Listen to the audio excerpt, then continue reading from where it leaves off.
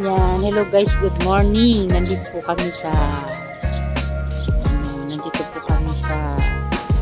sementeryo kung saan dadalawin po namin yung aking asawa, aking biyanan, aking hipag at ang aking apo.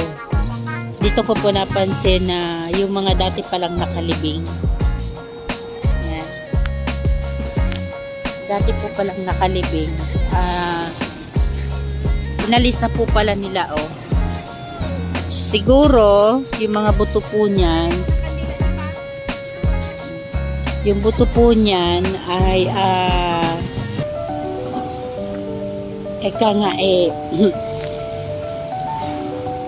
pinaglalagay na po sa sako or baka ilalagay po sa isang ano na lang. Kasi yung iba po dyan yung mga hindi nakabayad ba ng after 5 years o ilang years, and then kukunin na po yung mga buto dyan. Yan, dito pupunta po kami sa aming yung maong minamahal, yung aking biyanan. Dito pala nailibing. Kasi nung namatay po yun, wala po ako dito. At first time ko pong dadalawin. O yan, o, may mga ano, o. Ayan. Ayan pa nga, may mga sandi pa. Ito, o. Ayun, dito pala. Yan. Dito po pala nakalibing. Ayan, wag na po natin na anahin yung pangalan. Kasi bawal. Kasi namatay yung aking biyanan ay May 2017. Pinanganak siya ng March 14. Uy, madali na rin po mag-birthday, ano? 1946. Yan. Yan. Yan. Liga balik back to na tayo sa base. Kasi ayun yung karamihan po kasi pagka may inililibing, dyan po muna inilalagay muna yung ano sa may cement. Yun yung parang ano na yun. Binabasbasa ng pare or sometimes dito rin nagaganap ang misa. May kuminagat sa akin. Malanggam. Yan. Tapos next naman po namin dadalawin yung kinagatak ng langgam. Yan. Dito. Yan, support. Ano yan? Ano ba yun? Yung nag-ano ng mga libingan, naghuhukay. Yan. Asan na si Ten? O, tingnan mo si Ten. Yan. Napansin ko po dito, oh. Ayan, diba? Ang napansin ko po dito ay nilagyan na ng kinainan na ng buko. Bakit? May puno ba dito ng nyug? Yan. Party naman dito, andito sa yung ano yung kapatid niya. Be, si Linda Yan, dada siya naman. Ayun, kami sa may kinade. Tinampo. Aileen, di ba ka duman?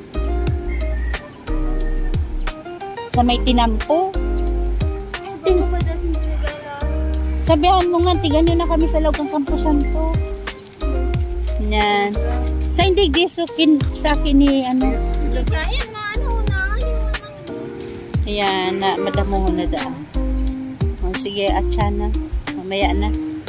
Yan. Hindi po dito. Lumilinis lang po ito pagka November 1. Eh, syempre, ilang months na. Andito na naman. Ayun, may butas na. Kumbaga, yung may nakalagay na sako, baka nandoon yung may-ari, yung buto mismo. Yan, tabi-tabi po tayo dito, ano? Yan. Di ba nga, di kami nakakadumukay pa. Alas na natin. Yan. Dito, marami rin po ditong nakalibing. Ito, oh, may namatay din dito, oh. Namatay siya ng 2010, pero pinanganak siya ng 1950. Oh, ilan ang edad niya ngayon? kung 1950. Mga 70 plus na rin, 75. Ano, tama ba ako? Dito naman, may konting tubig. Ano yung tawag dyan? Ano tawag dito? Merong ilog ba? Ang ilog kasi mas malaki. Ano tawag dito? Sapa. Yan. Marami po dito, oh. Yan. Alam niyo po, dito, may nadiscover ako ngayon. May nadiscover ako dito ngayon. Yung mga ibang namatay na kakilala ko, ngayon ko lang nadaanan. Ayun, may isa pa doon. Patay na pala yun. Si Apirin. Yan. O dito, alam niyo po dati, dito, hindi pa po ito gaano kalaki o kadami. Tapos, ayan, meron na naman silang tinanggal, oh. Ibig sabihin, yan na mga puto na po yan, tinanggal na po yan. At, yan ay may bagong ililibing. Kagaya sa akin, yung asawa ko, 5 years na, or magsa 7 years na, kailangan na po namin magbayad para hindi po siya tanggalin dyan. Tigi-isa. Ay, speaking, pirang kandila kay Pam. Ay, di kong saro. Pwede na yun. Yan. Nahay na. O, sister-in-law ko, brother-in-law ko, mother-in-law ko, and father-in-law ko, pati asawa ko. Ay, mali. Dito pala. Marina, isahan lang. Yan. Marina. Ang kaso, ang dala lang namin bulaklak ay isang bouquet dahil nga sa birthday niya. Yan. Birthday niya. Eto pala, dito pala. Nagpasama ako kasi hindi ko alam kung saan inilibing. Kasi nung namatay siya, hanggang sa ngayon lang ako nakadalaw. Pero nauna na si Dong. Nauna na si Dong.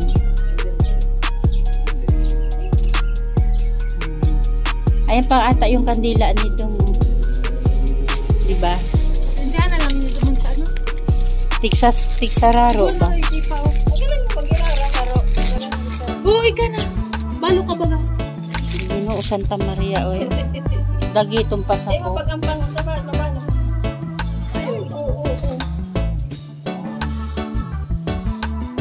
Daiman matayo ang yan.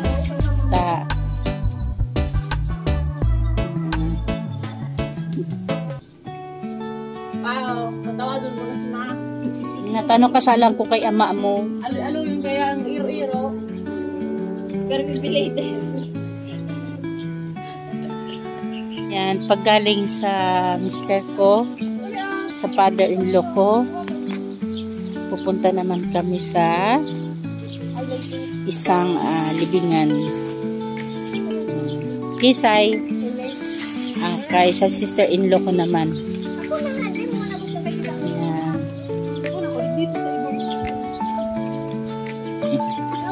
Ang dami na po dito na nakalibing. Yan.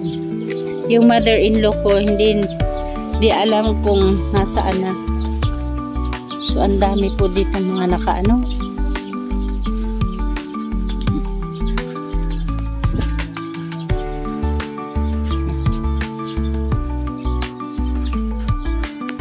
Ayun, yung may upuan na yun.